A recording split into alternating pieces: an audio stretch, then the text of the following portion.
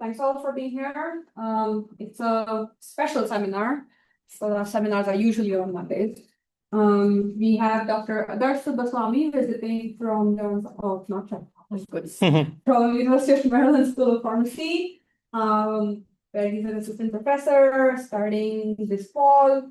He was a staff fellow, research scientist at FDA before this, in the division of imaging, diagnostics and software reliability, everything about the regulatory landscape of healthcare AI. So asking questions about that. And then he completed his PhD from Johns Hopkins with Suchi Saria, where his research focused on reliability of machine learning models. His talk is going to be from model to clear product. Welcome, Adarsh, and take it away. Thank you. Thanks for having me, and I'm glad to get to talk to you. You gave a good introduction, summarize this, but I think I would just say what I'm going to be talking about is, going from academia to regulatory agency back to academia, how it's shaped some of my thinking about some of the problems that I'm working on. And so I think I may have more questions than answers in this talk, but hopefully it'll be some interesting discussion. I think the kind of like overarching theme that I'd like you to think about, I may not actually answer this question, but is what counts as evidence that a model works? When it comes to translating into the real world, there's an evidentiary bar that is higher than when you're just kind of proof of concepting or prototyping during research. And in the regulatory context, there's like a particularly high bar. And so, navigating that and thinking through what are the opportunities for better generating evidence so that we can translate. People are working on really cool things, in the lab, but how can we actually make this into sort of things that we have a lot of trust and are able to get buy-in that they work. So I'll talk about this in the context of kind of three areas. I think I'll open with long-term risk prediction. I'll talk about synthetic data, and then I'll end with LLMs.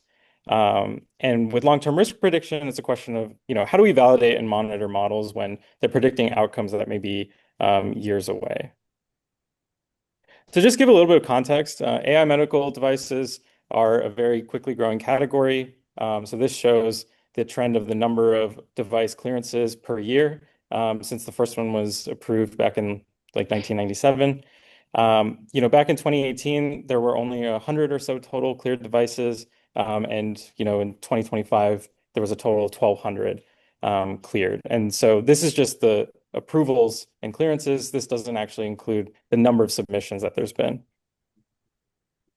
And most of these are in radiology. So a lot of these are for medical imaging, doing things like computer-assisted diagnosis. You can only imagine what's going to happen now that LLM-based products are being developed. So just to ground things, one of the challenges from a regulatory standpoint has been the difference between traditional medical devices and AI medical devices. And I imagine that these are concepts that will be somewhat familiar, that, a traditional medical device, something like an X-ray machine, we understand the physics behind it. It's static. It's stable unless the hardware degrades. You know exactly what you're going to use it for, and we understand well how to validate it. By contrast with AI medical devices, their behavior and how they perform varies a lot with the data, context of use, any updates that you're making to it.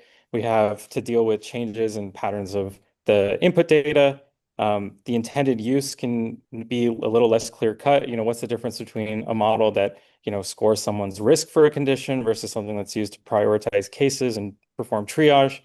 And we often need to update these multiple times, say a year, whereas with an X-ray machine, it may be multiple years before you see a new version of that machine come out. And even within AI medical devices, there's a difference between, talking about risk predictors, something let's say predicting the probability that someone will experience a cardiovascular event like stroke, heart attack within the next 10 years, versus medical imaging for computer-assisted diagnosis. Does this patient have pneumonia based on this chest X-ray? That's computer-assisted diagnosis, CAD.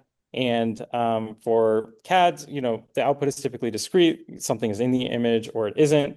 The ground truth is observable at the time of the exam. You see it in the image or you have the opportunity to take a biopsy to confirm. Your primary metrics are classic machine learning metrics, sensitivity, specificity, AUC. By contrast, long-term risk prediction, and I imagine people here are, familiar with these, but it is different in the sense that we're now predicting probabilities. We don't have categorical outcomes. Now we have to deal with the issues of censoring because many patients may not experience that event. We also care about calibration because we're making probabilistic predictions.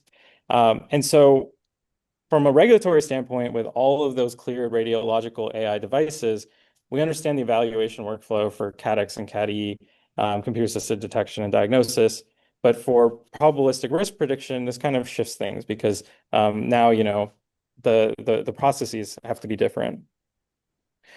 But again, like this isn't new for people who've been doing electronic health record modeling. A lot of, this work, I remember when I started grad school, deep survival analysis came out from Columbia 10 years ago at this point. The lab I was in, Suchi's lab, my lab mate Katie was one of the first people to do early warning prediction scores for septic shock from electronic health records. And so given that this is a relatively mature area, you might wonder, like, when did the first long-term risk predictor actually get authorized by the FDA if these papers are examples of methodologically us really knowing how to do this 10 years ago. So the answer is 2024, just 2 years ago, where a sepsis 24-hour forecaster was approved. And then most recently, last year, a 5-year breast cancer risk model, Clarity ALEX 5. We'll talk a bit more in depth about that. Was cleared for predicting cancer risk based off of screening mammograms. And so, again, my question sort of here is like, why did it take so long if methodologically this is seemingly a solved problem? One aspect is just to understand that there's a lot of regulatory burden when you clear the first device of a new type. So the clearance of these devices is significant because it actually changes our federal regulations when you clear a new device type. Most medical devices, like 97% of them, are cleared by showing substantial equivalence to some already cleared product, some known existing type of product. And that product is known as the predicate. But when you have these, say screening or prediction devices that are purely informative, they're not managing a patient, they're low to moderate risk, and there's no predicate. When you clear that, you actually establish a new product classification and then special controls, which are the set of requirements that future products will have to follow when they are evaluating and testing their products. And so the approval of these two devices, Sepsis Immunoscore and Clarity ALEX 5, actually led to the development of two new product codes that now appear in the Code of Federal Regulations. So one is a code for software device to aid in the prediction or diagnosis of sepsis. The other is a radiological software device to predict future breast cancer risk. And so the issue comes from the fact that ground truth needs to be very rigorous for medical devices. And so you can't just take, codes, billing codes, or you can't take ICD codes. You have every case looked at by a panel of, in this case, radiologists. And beyond that, actually, in this case, breast cancer confirmed by biopsy is how you get the ground truth for this. And so because of gaps in time between screening and biopsy, the precise time of breast cancer onset is unknown. And the censoring then affects the labels in terms of what's considered a clear positive case, a clear negative case, and ambiguity in terms of you may be unclear of whether it was within that 5-year window that you're trying to make your prediction, or you never got any confirmation either way, you got lost to follow up. And so again, while this may be sort of typical from a modeling perspective, codifying how this gets done, you have to be careful. And so calibration now is a primary endpoint for these types of devices because they're making probabilistic predictions. We don't just care about the AUCs. And so as opposed to just looking at AUC sensitivity, specificity, here, shown as a calibration plot for the model overall on its validation data set. Its performance goals were are pre-specified thresholds. So in this case, it's 5-year AUC for predicting incidence of breast cancer. Needed to beat 0.64, which it did, 0.72. That 0.64 may seem low, but it was based off of existing non-imaging based breast cancer risk scores that have been around in the literature. There was a particular kind of way for testing calibration that they've looked at. They also looked at particular subgroups of interest. Race and ethnicity, different age groups, the breast density, and whether or not there was a breast implant. You give rationales for why these are the subgroups, because once established, these are subgroups that future companies making these products will have to go and make sure they collect the data in these subpopulations to make sure that their model is working there. Those subgroup performance results ultimately then inform the labeling. So a clear device comes out with a product label.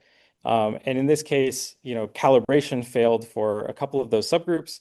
Patients with breast implants is the one shown here, where the bars for the calibration plot are really, really wide and are outside the control limits. So patients with breast implants, Asian patients, and then patients outside of the 50 to 65-year-old age bracket failed the calibration endpoint. And so that got added then in as a warning within the label that the estimates, the probability estimates may be wrong. But because of the authorization of this device, all future breast cancer risk predictors will be expected to similarly assess AUC, calibration, and subgroups. There's obviously some wiggle room depending on the specific nature. Suppose I make a 10-year risk predictor instead of a 5-year. Then things will sort of adjust accordingly. But this is now established like that precedent, and that didn't exist, 2 years ago. But I think the bigger problem is monitoring, because if you even think of just these two risk predictors, the sepsis one and the breast cancer one, the sepsis one is operating on a 24-hour horizon. What's going to happen to a patient within the next 24 hours? And so this is an outcome that is observable within the patient's hospital stay.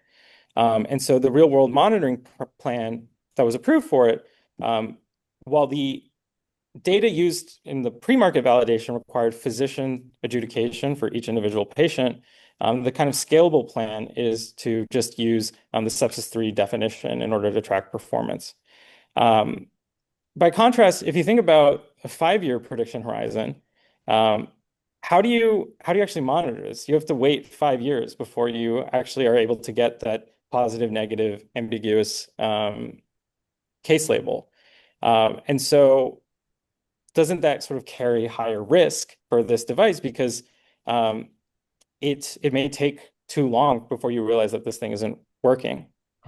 And so I think, one thing I like to highlight is like how there's a difference between the way that things work for drugs and medical devices, and one kind of regulatory gap is some notion of an accelerated approval. Because in drugs, for conditions with unmet needs, for example, so-called orphan indications, which are fatal and there's no existing treatment, the FDA offers an accelerated approval pathway where surrogate endpoints can substitute for clinical outcomes for this initial approval. But then post-approval, you're expected to do confirmatory trials in order to make sure that the drug actually works. But for AI-enabled devices, there's not actually a similar pathway. Your performance goals are tied to clinical outcomes. And for a 5-year risk predictor, how do you actually go about making sure that this works in a reliable way? And so that's a problem that I've been thinking about since I've joined the University of Maryland. And I don't have answers for it, but kind of one of the things that I've been thinking about is a new direction based off of pre-market informed monitoring. So a lot of work goes into curating your pre-market validation data set and making sure those labels are good and you collect all the information that you need in order to demonstrate safety and efficacy. So what if we could use that pre-market data in order to design some sort of ground truth-free monitoring procedure? So because we have this rich pre-market data, we could characterize baselines of different sorts of patterns, the prediction distributions, variances, subgroups, and ultimately then can we monitor model outputs as opposed to model losses or model outcomes? looked at, basically looking for different sorts of shifts and how they correlate with the real outcomes, such that you have sort of a monitoring process going and you trigger verification only when it's needed. Because ground truthing, again, at the regulatory grade requires clinician adjudication of individual cases. It's just not feasible to think about doing this sort of for the rest of a product's life cycle. It's just too expensive.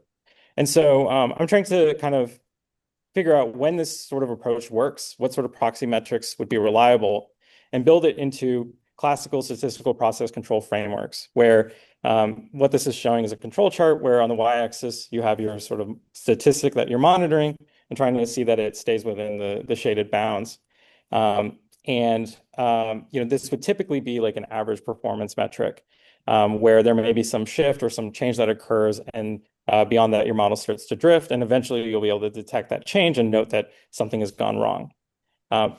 But again, typically you're looking directly at performance metrics. And so I think there's empirical and theoretical work needed in order to really understand what label-free proxies can be used as a target statistic for monitoring, and when is that valid? Because it's not always going to work. So understanding when it will work. Because here, in the green curve, we have sort of, if you could observe the outcome, you would be able to detect the shift very quickly. But maybe using a proxy, you may not be able to detect it as quickly, but you didn't need ground truth labels in order to be able to do it. And so this illustration is really kind of me trying to sell pre-market informed monitoring as a potential solution to this monitoring problem, where regulatory labels are expensive. Companies do this data curation in the pre-market phase. And in order to make things scalable, I think that this is sort of one opportunity for doing it. So I hope that sort of showed you how something that I think everyone in this room is familiar with, long-term risk prediction, there's kind of a lot of weight that goes on beyond it. Even methodologically, the answers may not be too difficult, but figuring out how to do this in a way where you're comfortable saying, okay, all future companies can go ahead and follow this is a lot of pressure, and developing guidances and guidelines. This is why it takes so long, and it kind of follows long after the methodological work. So now I want to kind of switch gears and talk a little bit about synthetic data, because that's another area where, especially with generative AI, we need to ask this question of how do we trust data that was itself generated by a model? I'll talk specifically about LLMs next. This is going to be more imaging focused.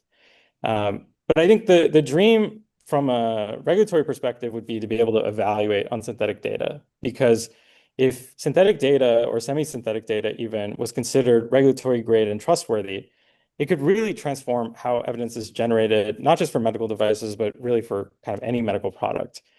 Because enabling digital twins and virtual trials allows you to really increase the efficiency, speed up the process of conducting trials, and enable you to do more robust subgroup analysis. These are all things that are sort of power limited when you're designing your kind of physical real world studies. And the group that I worked with at FDA kind of piloted this, before it was even really an idea that was on people's minds, with a virtual imaging trial, kind of just showing that proof of concept that this sort of thing may be possible. It was a virtual trial comparing the specificity of digital mammography versus digital breast tomosynthesis for lesion detection. And so DBT is kind of like more fine-grained imaging modality that lets you more accurately kind of see lesions and calcifications within the breast. And so through this virtual imaging trial, they had virtual patients. They actually simulated the process of actually the physics behind capturing the images. And then they had virtual clinician readers, and they were able to sort of recreate the results of an initial trial that was the physical trial that was done that ultimately approved the use of DBT for mammography screening. And so again, it's sort of proof of concept, but I think this is sort of like the goal that we'd like to be able to move towards more generally across indications. Because for synthetic data, we know that we want to be evaluating on representative populations. And we know that data sets need to represent enough variability to demonstrate safety and efficacy. And so that means population subgroups, even those that are hard to obtain, and acquisition devices, basically the different ways that you expect your inputs to be collected. These are all things that you need to consider. But in practice, your real patient data sets are limited. They're smaller size and constrained variability because oftentimes you're sort of left with what you're able to conveniently get rather than what you would ideally be able to get.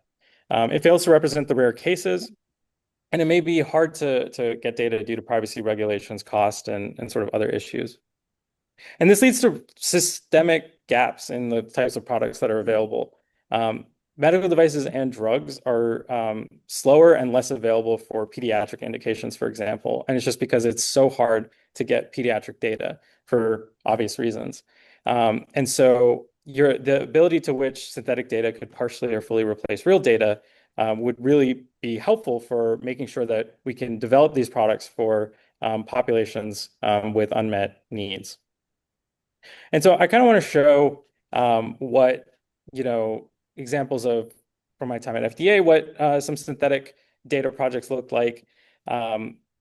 This is MSynth. It's a synthetic digital mammography data set for evaluating or helping to train AI on diverse cases.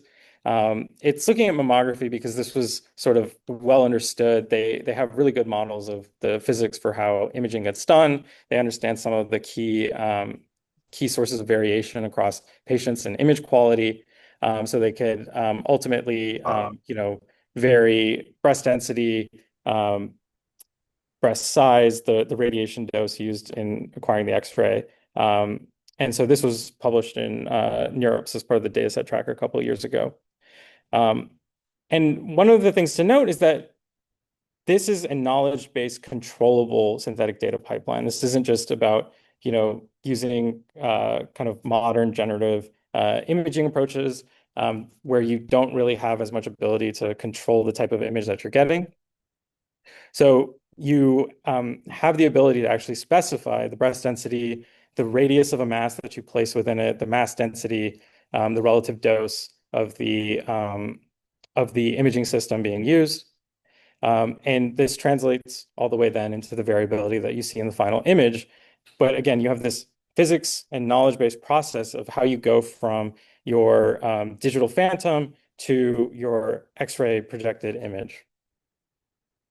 And so this is meant to sort of support downstream being able to train on real data and test on synthetic examples. But in reality, right now, the way things are done, synthetic data and data augmentation is really just used for more robustness in terms of training.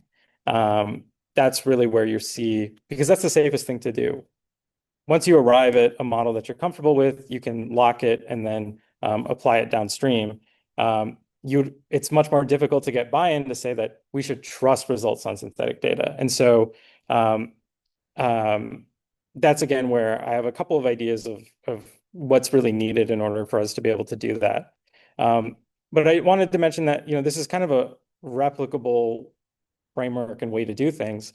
The same folks at FDA did this skin simulation framework using the same sort of knowledge-based process in order to be able to generate skin images with different properties of hair, skin color, image acquisition characteristics. And one of the things is, as you might imagine, darker skin tones are underrepresented in most of the data sets available for skin cancer modeling. And so the ability to generate data where you can explicitly control these factors is obviously very has a lot of potential for being able to address these sorts of systemic gaps. And so these underrepresented populations, special populations like pediatrics, this is where there will be more opportunity and flexibility on the regulatory side for, again, if there's an unmet need, they're willing to sort of be flexible and work with companies in order to figure out, how can we get these things approved and start getting real world data that shows whether or not these things can address those unmet needs. So when it comes to synthetic data, that means that we had to also think about how you assess the quality of synthetic data. And a lot of these findings will also translate to how you assess the quality of real data. But in the case of imaging, a lot of classic metrics look at with fidelity scores in order to say, do these images look like real images? But that's just purely kind of pixel level. Does this make sense? So the Frichet inception distance, I think, is FID. This is an example of two images where, or this is an example of generated images which sort of have high classical fidelity metric scores, but they're sort of not useful from a clinical standpoint because they're anatomically wrong. For example, putting pacemakers in the wrong place or other medical devices in the wrong place in the chest X-ray. You have an incorrect breast shape in the left mammogram, and on the right you have multiple nipples. And so the fidelity metrics alone don't capture it.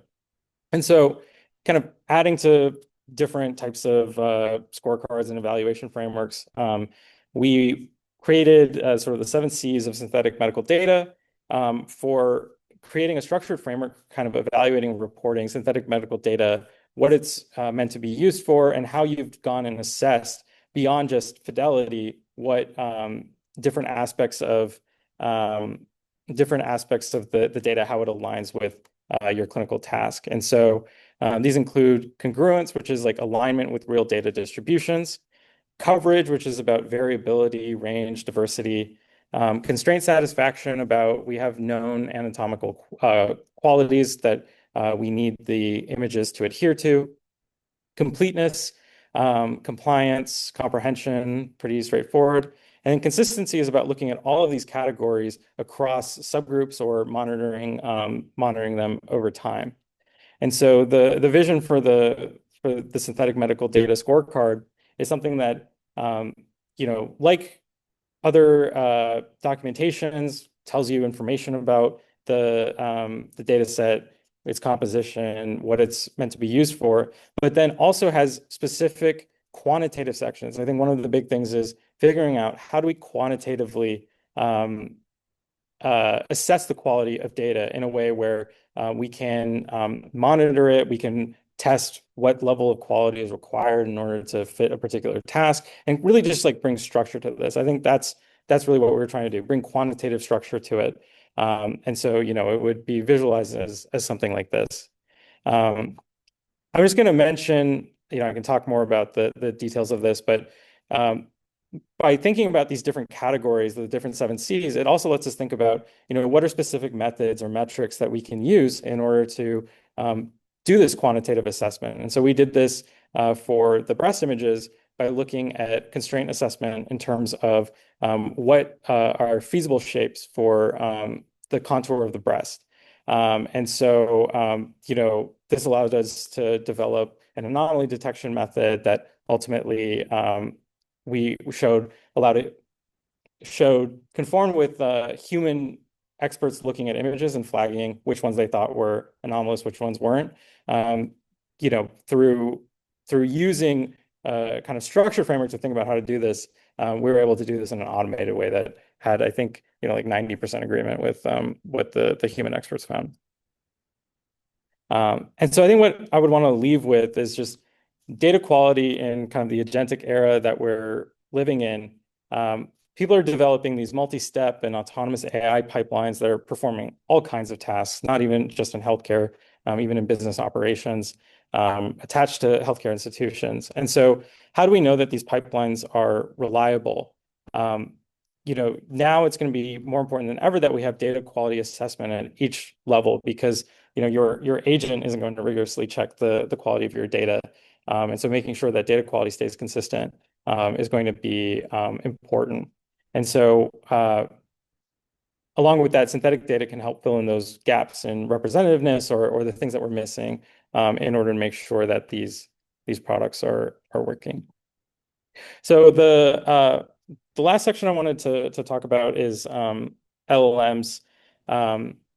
Because even just in a conversation today, I was talking about LLMs as a judge and kind of the role that plays there, and kind of what level of rigor is needed for us to think about this, especially when we think about if you want a regulatory grade LLM, evaluating free text outputs, that's a really high bar, and I think there's a lot of work to do in order to do it.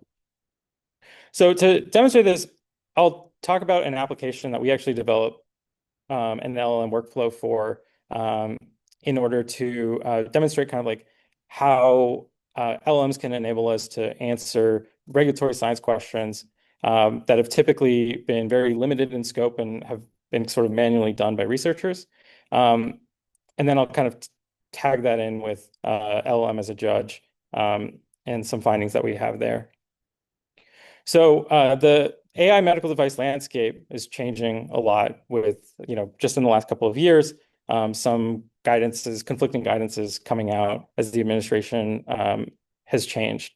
And so the question is, you might want to be able to do analyses of what are the types of devices and what are the patterns in the studies that they've done in their approval and clearance patterns. How has that varied as the regulatory and policy landscape has changed?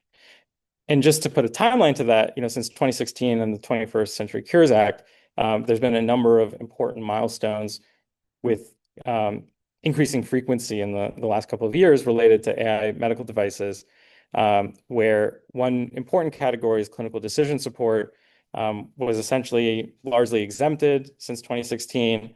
But then in 2022, they wanted to bring these back into the fold. For example, electronic health record integrated models like the Epic Sepsis model and some of these other models were typically not considered medical devices that needed FDA review.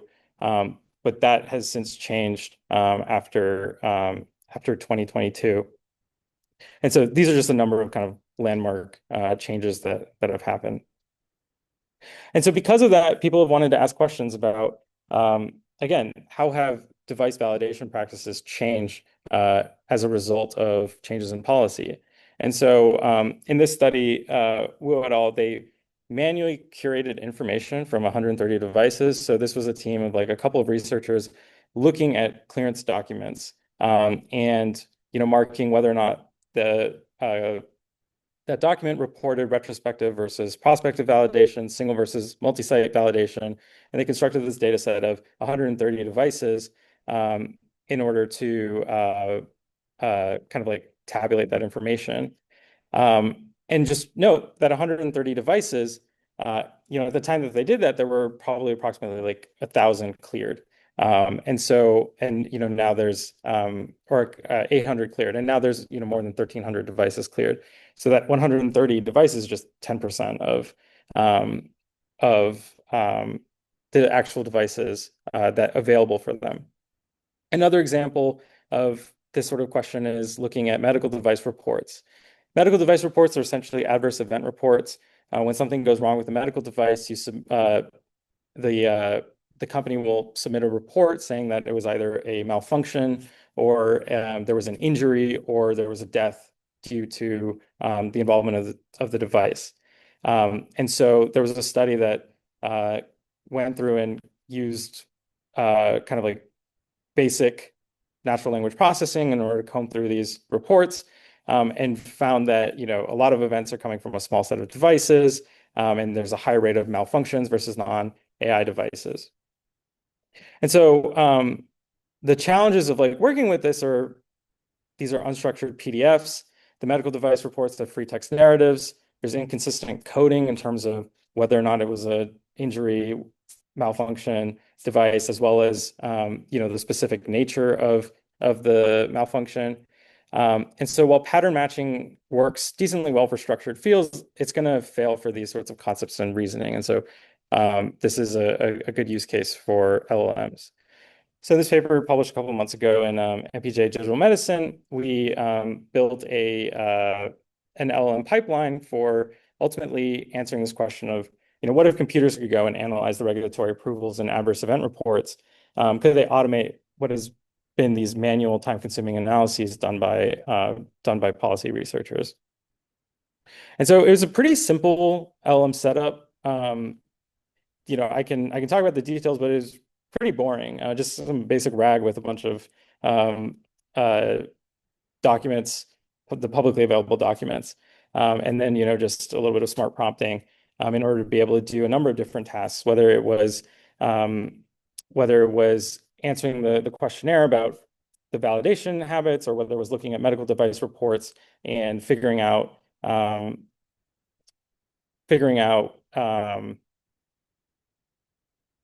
if there were errors or inconsistencies in the coding. And so, just to show some of the results, how well can an LLM pipeline match the human annotations of device validation practices? We looked at the same things that that previous paper looked at on the same subset of devices that they had looked at. So that was only 130 devices. And we can see that when it comes to the number of sites used for validation, 82% accuracy for whether or not it was multi-site or prospective validation, or multi-site versus single-site validation, 86% accuracy, prospective versus retrospective, 97% accuracy. And so, okay, it's able to do a good job versus the human annotations. But the important piece here is now we can answer questions that we literally couldn't answer before. Like, what happens to these device patterns over time? What percentage of device approvals included information about prospective versus retrospective trials, multi-site versus single site evaluations mentioned within those documents. And now we can actually look at a trend of that over the full 1,200 devices, something that you couldn't do if you only had 130 devices. I'll just give the disclaimer that the particular data being used here is not really like a full picture of what's used in making these decisions. And so this is more, again, just like demonstrating the fact that you can now do these sorts of things at scale. The data quality is still an issue, and that kind of ties in with what I was talking about. We also looked at recoding medical device reports, where, again, those event types are often miscoded. And so we had the medical device report contains what the device company has coded it as. And we had the LLMs blindly re-annotate all of the medical device reports. And then we separately had a team of human annotators manually pick, it was blinded again, whether they preferred the LLM code for a given report or the one that was written by the vendor. And what we found was that LLM codes were preferred 88% of the time for event type and 74% of the time for particular, subcodings there. The one caveat to this is that there were a lot of ties, so this is only counting the non-tie cases. But in the non-tied cases, clearly human annotators prefer the LLM codes. And so if you look at this this confusion matrix with like the vendor assigned event type and the LLM assigned event type, you can see this where there's a lot of agreement, right? The vast majority of the cases are both coded as malfunctions by both. But there's one particular, one that stood out to us. There was one where the LLM assigned it as death and the vendor assigned the event type as injury. So we looked at that. And the narrative section talked about a 78-year-old patient with a stroke alert was examined, on this MRI system. And the patient was aphakic and thus did not understand what was said to her. A head coil was used, and the patient was moving her head inside the coil a lot during the examination.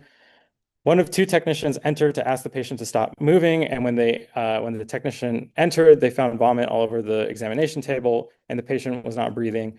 Resuscitation of the patient was not successful, and the patient died.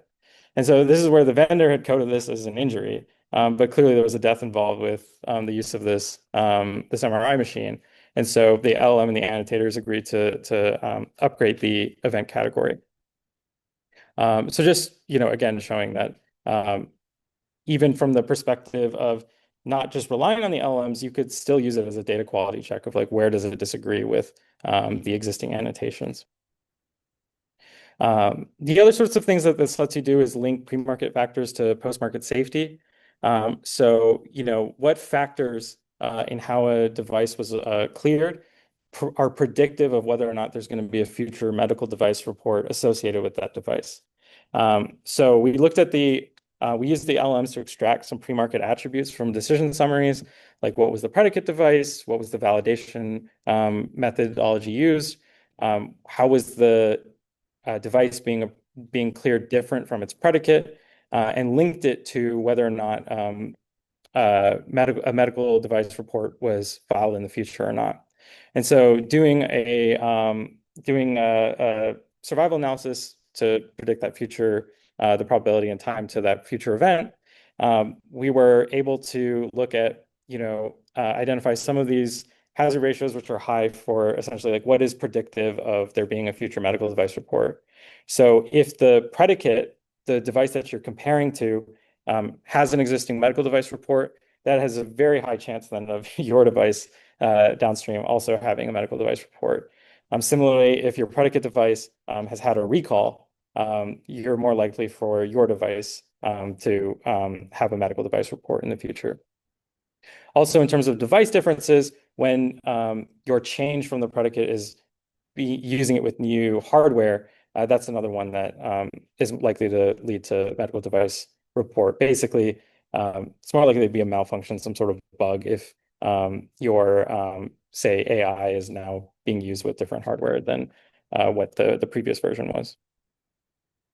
And so, long story short, the analysis of decision summaries and medical device reports for 1,200 devices and their predicates wasn't possible because we couldn't extract all this information in any sort of scalable way.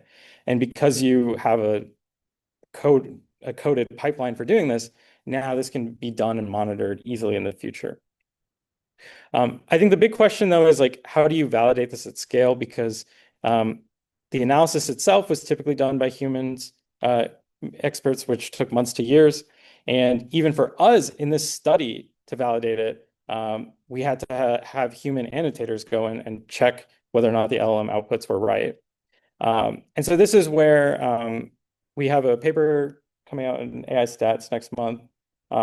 It's more theoretical, looking at when can you trust LLMs judging LLMs? From like a yes/no answer theoretical perspective, the answer is not a lot of the time. But I'll just give a couple of the highlights before ending. So when evaluating LLM outputs for many LLM tasks, we don't have gold standard labels in the sense of like something at the level of ground truth, like biopsies that I talked about for breast cancer. And additionally, for free text outputs, it's hard to even really like know what a true gold standard would be. Typically, it's going to be you have, again, a panel of humans go through and grade answers, often according to some sort of rubric, or whether or not they prefer response A to response B. So the common solution that basically everyone is using is to try to use LLMs to judge LLMs. So our scenario is we have a benchmark question, we have our scoring rubric, we have our candidates that were generated however they were generated, and then we may have one judge or a panel of judges who are saying who are then scoring the candidates according to the rubric.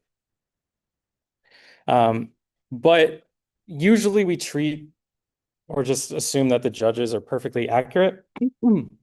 And so we fail to account for judge quality in this. And so what we sort of looked at was, okay, without any other information, accurately scoring the free text response candidates is impossible. You have no way of knowing like whether or not your judge is doing a good job of using and following the rubric without ground truth benchmark answers to compare to. But what you can do is actually rank candidates. So response A, response B, you can still reliably get signal about whether response A is better than response B. Some of the assumptions that we looked at, and we lacked some of these. We also looked at results when you assume all of these. Going from strongest to weakest, there's the perfect judge assumption, which if you don't account for the fact that your judge is not 100% accurate and that the judge, like, whether you're using a GPT model versus Claude versus Gemini, you'll get different judge quality. So perfect judge. Weaker than that is strong constancy, which is that the judge confusion matrix is the same across all candidates, that essentially You don't have heterogeneity in how the judges work on different free text responses. Moderate constancy, which is very similar, but now the judge can behave differently when judging itself. So essentially, does GPT-4o prefer responses that were generated by GPT-4o? You can allow for some of that with moderate constancy. And then the weakest assumption is non-adversarial. It's just that a judge is better than random. So if the true score is higher, it's less likely to output the lowest score. And our sort of intuitive finding was just that the simpler the scoring mechanism, the easier it is to rank. The only time that ranks are actually identifiable is if you have a binary scoring rubric. So if you wanted to do a multi-level like a Likert scale of how professional sounding is this response from 1 to 5 versus is this professional or not, 0 to 1. It makes sense. The more categories you have, the more degrees of freedom, the noisier it is to distinguish between whether or not one candidate is better than the other and whether one judge is better than the other. But a lot of this depends on like the actual data that you're using the judges on. So how different are two candidates? So if I'm looking at two free text responses and they're very similar, one of them is going to be better than the other. That's sort of how continuous scoring works. But the closer they are, the more uncertainty we're going to have about judge quality, and we're not going to be able to distinguish them. And so, we sort of like looked at accounting for judge quality. How does it change the way that you would rank candidates as opposed to some like common ways that this is currently done? Here we looked at like a Bayesian way of doing it, saying if we had some prior beliefs about which judges are better, does that let us overcome some of the identifiability issues? But really, I think the LM takeaways here are that LLMs can transform regulatory science by scaling analyses that were previously manual. But the evaluation piece is the hard one. And what we wanted to highlight was that judge quality matters, and is something that we don't think is considered often enough. And that any analysis is gated by data quality. I think like an underlying theme across everything I've talked about is that you're really limited in the conclusions you can draw about anything you're doing by the data quality. And so when you're talking about, again, regulatory grade applications, what really matters is like, if you don't have good data coming in, it's really impossible to trust kind of anything downstream that you do of that. So it's important to think about what data is best suited to the particular way you're trying to model things. So I asked that question about what counts as evidence that a model works. Talked about sort of what ground truth, what the best case would be, but also some things that we can explore in order to try and loosen that so that we can do a better job of accelerating medical product development and getting these out to the patients and users who need them. So I'm happy to take questions. I just want to mention that our group is recruiting postdocs and actually faculty to work pretty broadly on using AI to advance drug and medical device development. So if that's of interest to anyone, please feel free to contact me. Thanks.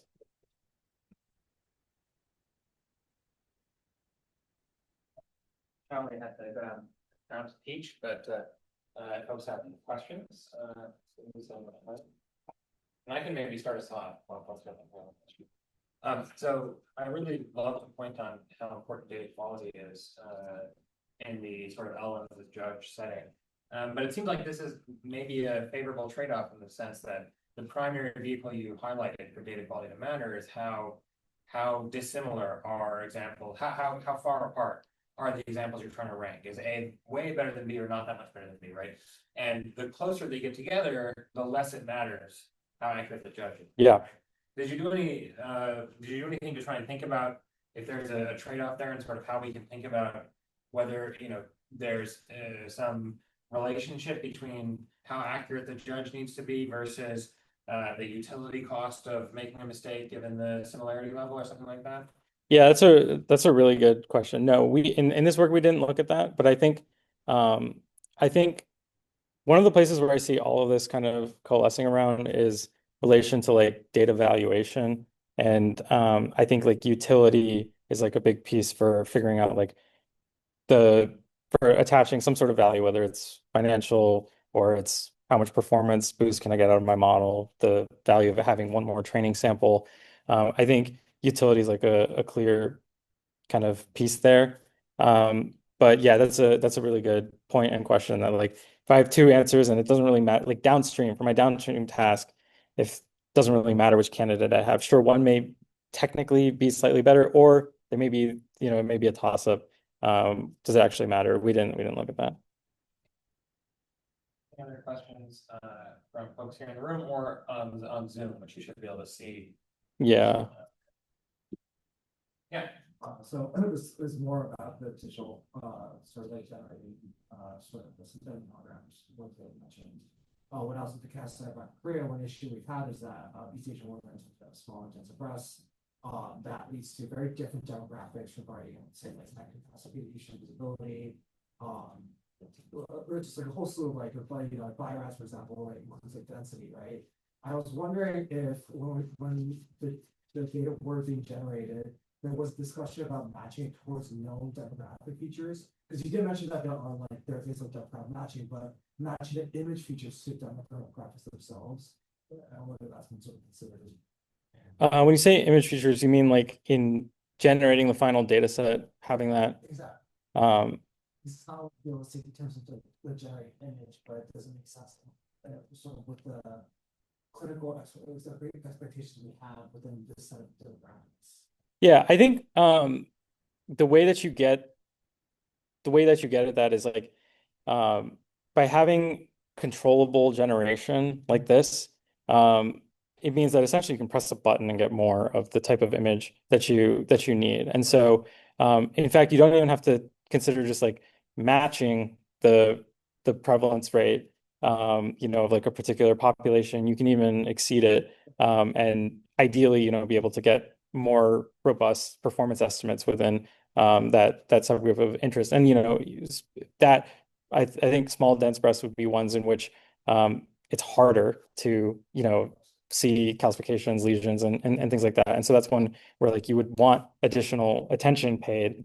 And so right now, like if a sponsor had a device that was say an AI CAD for mammograms, it really depend on like what institutions that they partnered with to get those. And so, for example, if it was in America, typically FDA, would want the majority of your data to be from American institutions.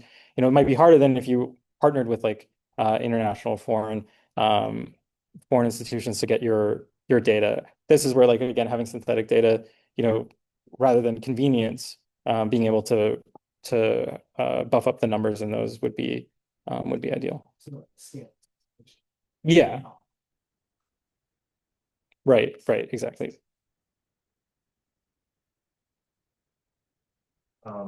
Great talk, by the way. Very insightful, just like the regulatory like ins and outs and considerations and all of this. You mentioned one dimension of like element of the judge evaluation I was missing was just like quality of generated like responses and decisions. Was there any work on your group's part to just explore like whether that's like prompting kind of fix to address that missing dimension, or if there's like more future work that needs to be scoped into like kind of these abstract that dimension into a multi-step or multi-agentic like workflow. I'm just curious if you could elaborate on like the judge quality portion. Yeah.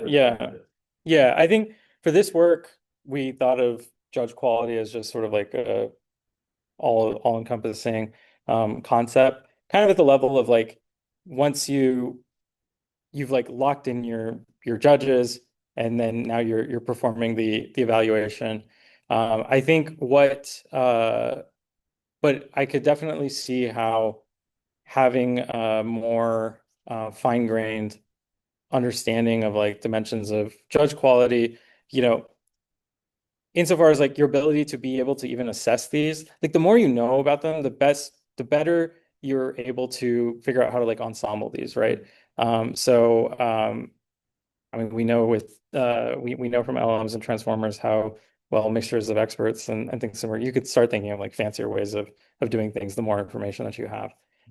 So no, we didn't consider, this was really, like I said, this was, if you look at the paper, it's really more theoretical about like the main results are some theorems about when you can rank, when you can identifiably rank candidates with this kind of all-encompassing notion of judge quality. And it just so happens that like there are some takeaways from that. People have also done purely like kind of empirical studies of judge quality. I saw one out of Tamara Broderick at MIT recently, I think at iClear maybe last year, that was pretty interesting. I can send that paper to you if you haven't seen it. It's pretty cool.